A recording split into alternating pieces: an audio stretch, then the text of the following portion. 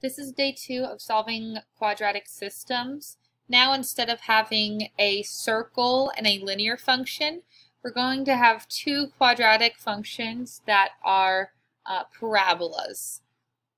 Now, the first thing we're going to do in this example is we're going to go to Desmos.com, graph the two equations, and then find their intersection. We'll make a note of it and try to verify the solutions using algebra. Just a few refreshers about graphing parabolas. Whenever you have a negative a value, I know the parabola is going to open down and it's going to pass through -3 on the y-axis, so that's our y-intercept. And you would be able to find the vertex using the equation -b/2a to find x and plugging back in for y.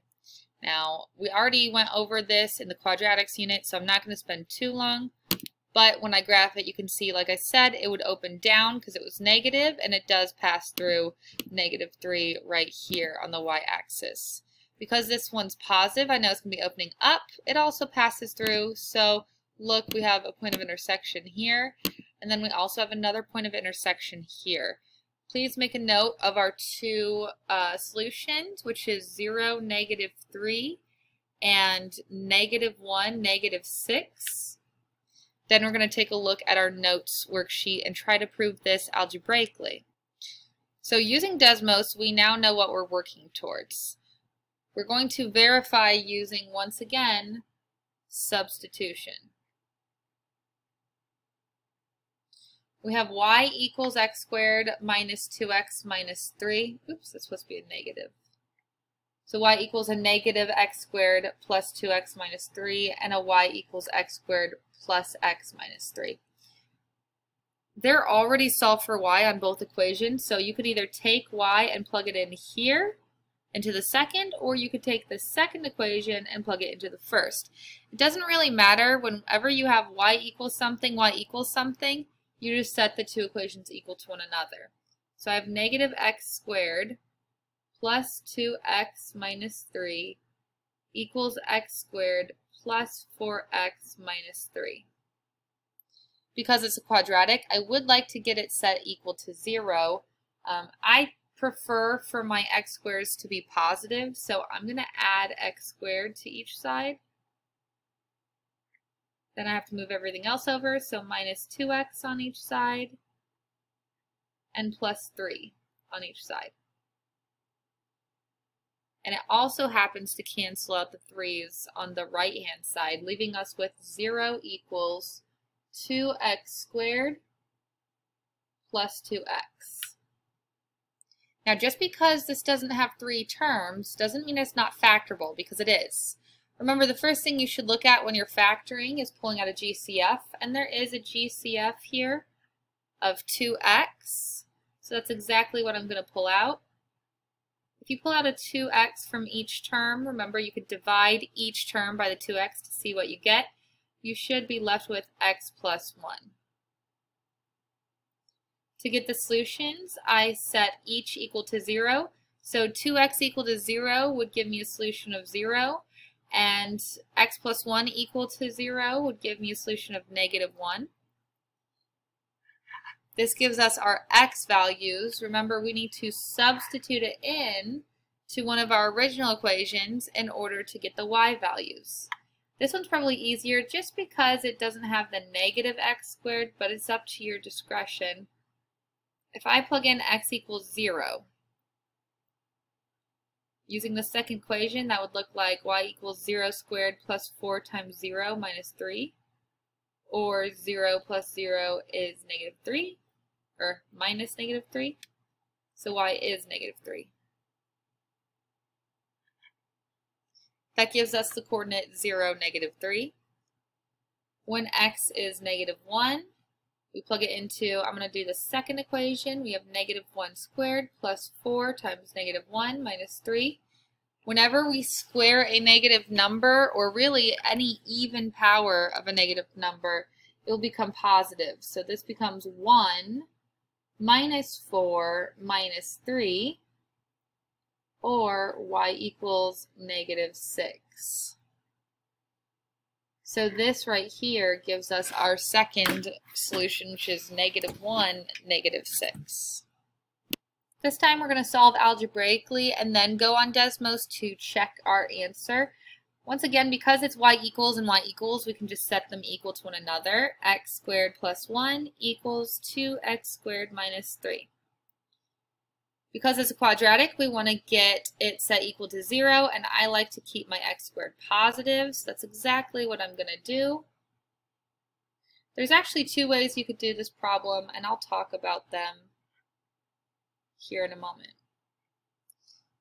So what I did is I moved everything over to one side, and now I have a difference of 2 squares. So when I factor that, that gives me x plus 2 and x minus 2, because x squared gives me x squared and 2 squared gives me 4, meaning the solution's -2 and +2. You could have, once you realized that you had 0 equals x squared minus 4, you could have added the 4 to this side, so we have 4 equals x squared, and taken the square root. Now if you do that, remember, whenever you take an even root of each side, you must include plus or minus. So that's x equals plus or minus square root of 4, or x equals plus or minus 2. So we get the same answer, it's just different algebra methods. So we have the x values, time to find the y values. When x equals -2, we're going to plug it into either of the original, doesn't really matter. I'm just going to do the first because that looks easier. So y equals -2 squared plus 1 is y equals +4 plus 1, because when you square negative, it's positive. So y is 5, giving me a solution of -2, 5. When x is a +2, we have y equals a +2 being squared plus 1, or y equals 4 plus 1, or y equals 5. So now I have a +2, 5. Let's check Desmos. As you can see, when I graphed them, the 2 points of intersection were -2, 5 and 2, 5, which were exactly what we said they would be. Once again, we are going to solve algebraically, then check on Desmos. We can just go ahead and set these equal to one another since it was y equals and y equals. Then, because it's a quadratic, we want to get x squared on each side. Now notice how if I add the x squared from one side to the other, the x squares cancel out. That's okay, keep going with it. If the x squares cancel out, we're left with 7x minus 2 equals 3x plus 2. So we can keep going with this and we can keep solving for x. I would subtract the 3x from each side and add 2 to each side in order to get it so it's 4x equals 4. Divide each side by 4, we get x equals 1.